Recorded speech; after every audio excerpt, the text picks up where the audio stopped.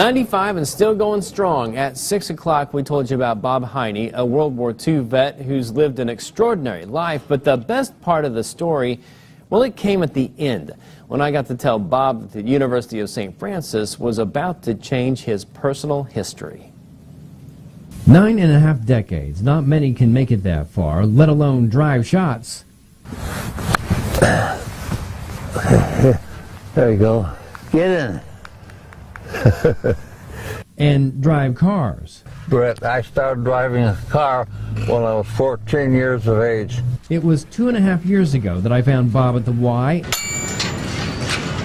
and he found my ear and started talking it off. He told me about back-to-back high school national championships, how he'd fought the Germans in the Second World War, his kids, his wife. Bob has lived a remarkable life, but there is one mark that he never achieved. If you could do one thing over, do one thing differently, what would you do? Probably stay in college and get a degree. I've been to 4 colleges and I don't have a degree yet. You suppose I could still get one? I'll bet you could. That day, I called the University of St. Francis, and I told them about Bob, and it took them no time to respond. And this is how the whole thing played out. I know that you're watching tonight, and I have a surprise for you. I just got this today. It says, "Dear Mr. Heine, we learned of your personal history from Wayne TV's Brett Thomas. Your passion for serving others and your strong Catholic faith is an inspiration for all. I am pleased to share that because of your exemplary example of paying it forward, the University of St. Francis will award you an honorary degree at our May 2018 commencement ceremony. Blessings and grace, Sister Elise Chris, President, University of St. Francis." Bob, you got your degree. I guess 5th time is the charm. You're on my list, Brett. And for a moment, a man who faced down Germans in one of the great battles of the war let his guard down. All his life, he'd harbored a bit of shame, never earning a degree. And now, he had an honor from the same school as his late wife. I'm not crying, you're crying. Where are the tissues? No We did kidding. not bring them out to the set. Yeah. That's fantastic. Thank you. He's a beautiful man Yeah. and had a beautiful life and a beautiful family, and it was so much fun telling that story. And you can watch the whole story, because there's a lot more to it, at Wayne.com right now. Very good. Thank you, Brett. Yeah, capture that story excellently. Thank you. If only Okay. you could tell all of our Let's go to life break. stories in that way. Okay, I'll take it to break here with... Good evening, everyone. I'm Brett Thomas. And I'm Heather Herron. There is new momentum in an effort to turn US 30 into a freeway. An idea that seemed unlikely just 2 years ago is now within the realm of possibility. Well, Governor Holcomb mentioned it in his State of the State this year, and the legislature passed a gas tax bringing in new revenue. But with a price tag north of $1 billion, the question is, would it be worth it?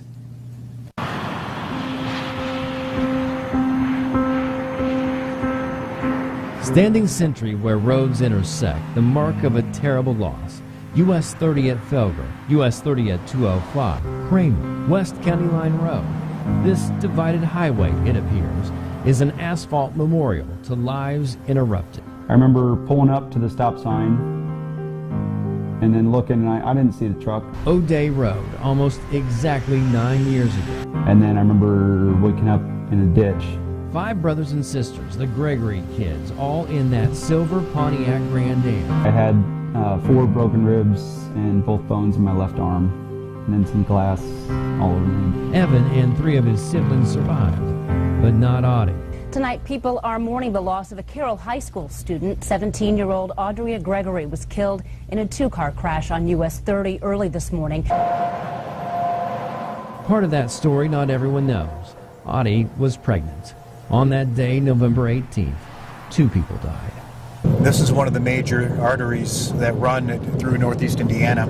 According to INDOT, on any given day, more than 30,000 cars and trucks pass along US 30, busier than some sections of Indiana Interstate. And of those vehicles, more than a quarter of them are trucks. It's not uncommon for them to get speeds 80s, 90s, sometimes triple digits out here. Wow. Because it's so straight and flat between Fort Wayne and Columbia City. Let's face it, US 30 wasn't really built to handle that kind of traffic. That's what interstates are for, that's what freeways are for, and that's why we're advocating to change US 30 into a freeway. Columbia City Mayor Ryan Daniels, along with mayors and executives from Fort Wayne, Warsaw, and Plymouth, representing 6 different counties along US 30, think getting rid of all those stoplights and uncontrolled intersections is the answer. They're part of a group called the US 30 Coalition.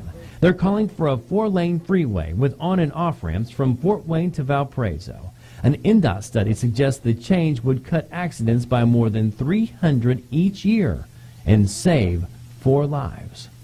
We believe that having those on-ramps and off-ramps creates a safer environment. More traffic creates more business. We think it's a win-win for everybody. As long as the people can get off the highway easily and get back on the highway easily, I think we'll be fine. Gary Hively owns Poptique, a Columbia City-based tasty gourmet popcorn shop within eyeshot of anyone passing through. He's on board, as long as those ramps are well-reasoned. If they make it difficult, go a mile or 2 out each way, it may hurt the businesses. Because people want to be able to get in and get out quick. But it's not just about access. Some estimates say that if 30 was turned into a freeway, the trip to Chicago would be cut by as much as 40 minutes. You could be watching a Cubs game at Wrigley in just 2.5 hours. Travelers and commuters taking advantage of the savings in time would more than double the number of cars on that road to 81,000 vehicles by 2035. That's increased amount of individuals that are coming and visiting our community, going to the restaurants. We think it could be a huge economic boom. But Chuck Surak, owner of Sweetwater, is cautious. Be careful not to bypass the boom into a bust, he warns. There's a lot of great businesses, from the truck stops to the restaurants to the hotels, the zoo, all kinds of things that are going to lose business if we divert the traffic away from Fort Wayne.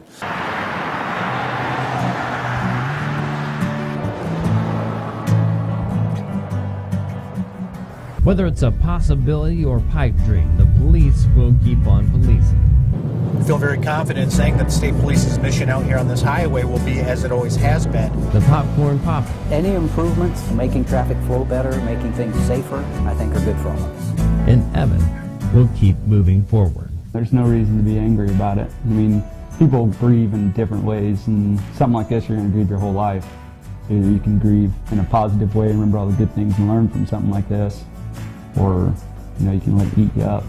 Hoping there will be some kind of change at some point, so no one will have to endure a loss like his along this Indiana crossroad.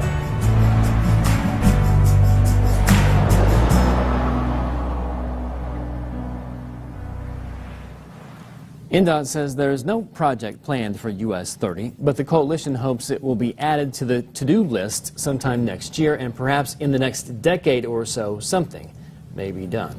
Tonight marks the last homestand this season for the Fort Wayne Tin Caps, and our own Brett Thomas gets the honor of throwing out tonight's first pitch.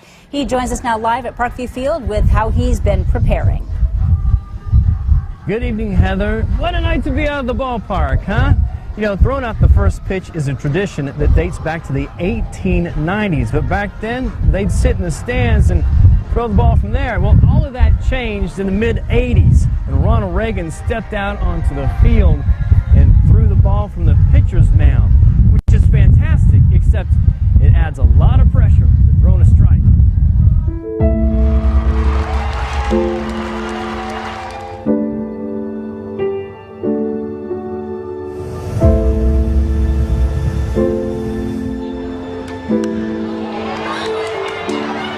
It is called a national treasure, an elegant game played on a diamond in a park where hits can be grand and pitches are sometimes perfect. There's an intrinsic beauty to the game until an errant pitch hits a photographer in the f-stop. It makes ESPN and is shared 1 billion times on Facebook. That's when baseball becomes terrifying. And I'm a ball of nerves, but a motivated ball of nerves, with the honor of throwing out the first pitch for the Fort Wayne Tin Caps. I'm not about to become a viral sensation. This is serious.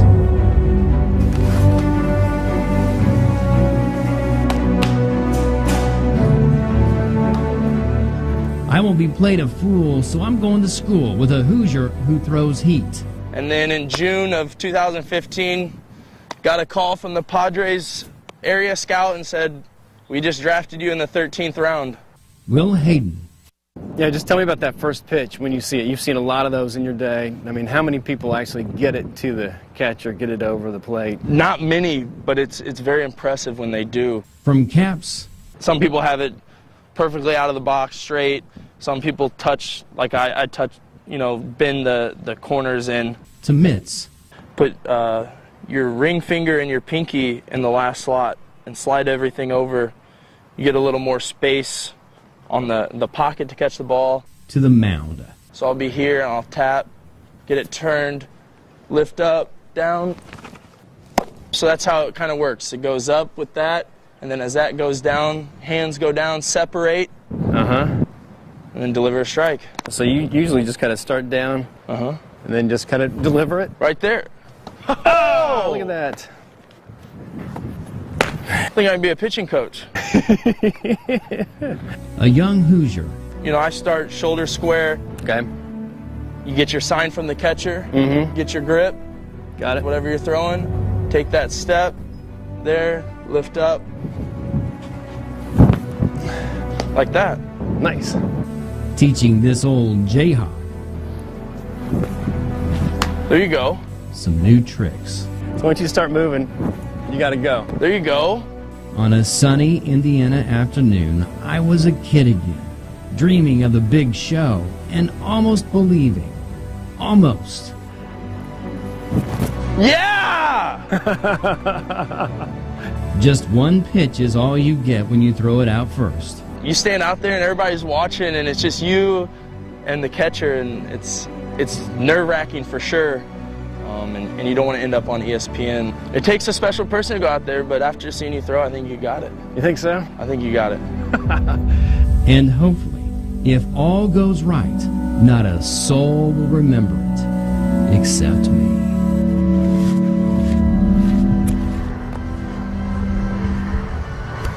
And I have some great news. Will Hayden, the pitcher you saw in that story, he just got called up to high A ball out in Lake Elsinore, California. That's Southern California. Great news for him. Good luck to him. Bad luck for me because I was hoping he'd be here to cheer me on when I throw that strike. Wish me luck. I'll see you back here at 11 o'clock. We'll show you what it looks like. I'm Brett Thomas, live at Parkview Field. Heather?